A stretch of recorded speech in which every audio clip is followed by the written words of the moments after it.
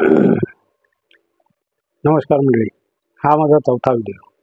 चला आता सुरू करूया. स्मरणशक्तीसाठी रसायनांचा उपयोग बघूया काय ते. मानसशास्त्राच्या एकत्रित प्रयत्नामुळे मेंदूतील स्मरणकोशाच्या निर्मितीचे रहस्य स्पष्ट होण्यास मदत झाली आहे. त्यामुळे स्मरणशक्ती तसेच स्मृतिभ्रंशासारखे अनेक व्याधीवर उपचार करण्यास मदत होणार आहे. इंग्लंडमधील एडिनबरो विद्यापीठातील शास्त्रज्ञ मॅरिस यांच्या मते आठवणी मेंदूत साठविल्या जाताना त्या घटनेशी निगडित दृकश्राव्य माहिती मेंदूत साठविली जाते व ती जीवनभरासाठी आपल्या मेंदूत साठविली जाते.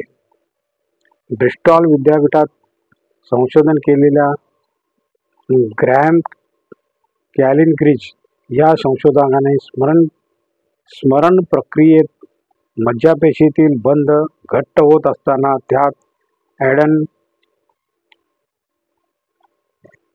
NMDA या प्रथिनरूपी विशिष्ट रासायनिक रेणूंचा सहभाग असल्याचं सिद्ध करून दाखवलं आहे. रासायनिक रेणूंचा सहभाग दोन मज्जापेशी दरम्यान वाढणाऱ्या सोडियम पोटॅशियम रेणूंचा महत्त्वाचा वाटा असल्याचं सिद्ध करण्यात आलं.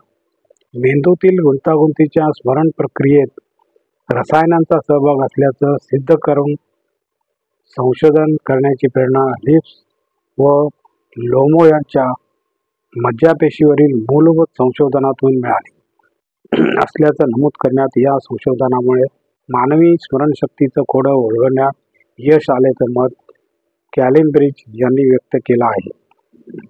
मेंदूतील स्मरणकोश साठविण्यासाठी मज्जापेशी तसेच मज्जापेशीतील बंध निर्माण होण्यासाठी लागणाऱ्या रसायनांची एकत्रित प्रक्रिया काय असते याचं स्पष्टीकरण मॉरिस यांनी सादर करून स्मरणकोशाच्या साठवणीचं कोडं उलगडून दाखवलं आहे.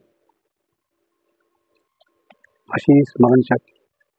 नमस्कार मित्रांनो, व्हिडिओ जर आवडला असेल तर लाईक करा, शेअर करा, सबस्क्राईब करा आणि कॉमेंटही करा. नमस्कार.